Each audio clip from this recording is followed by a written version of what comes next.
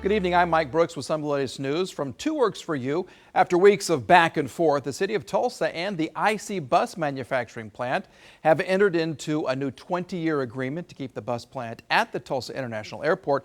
This plant makes more school buses than any other in the world at peak capacity. Workers produce 75 vehicles every day. The Oklahoma State Bureau of Investigation continues looking into an officer-involved shooting that left a police officer stabbed multiple times and the suspect dead. A WILBURTON officer was responding to a call at 8 last night near Casey's convenience store. Police say when the officer got out of his car, Alexander Scott stabbed him in the neck and shoulder. That's when the officer shot his attacker. Though wounded, the officer still tried to administer aid to Scott, but Scott died at the scene. The officer went to the hospital and has been released.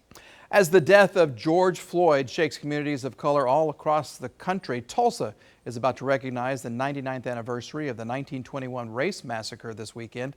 Videos like this of George Floyd are what people across the country say they're tired of seeing.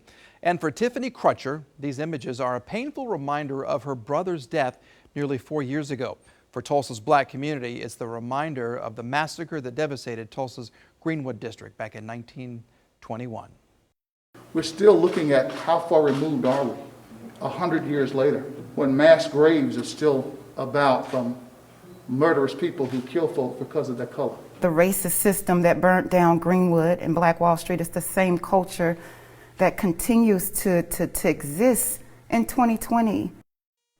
Those leaders also say it's a grim example of how far the country has not come.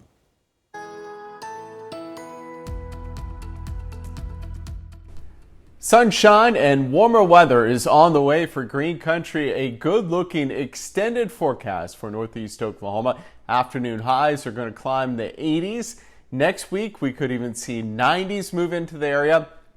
But one thing is for certain, dry weather anticipated overall for the next 10 days. Only just a slight chance for storms by the end of next week. Otherwise, beautiful weather with plenty of sunshine. Enjoy.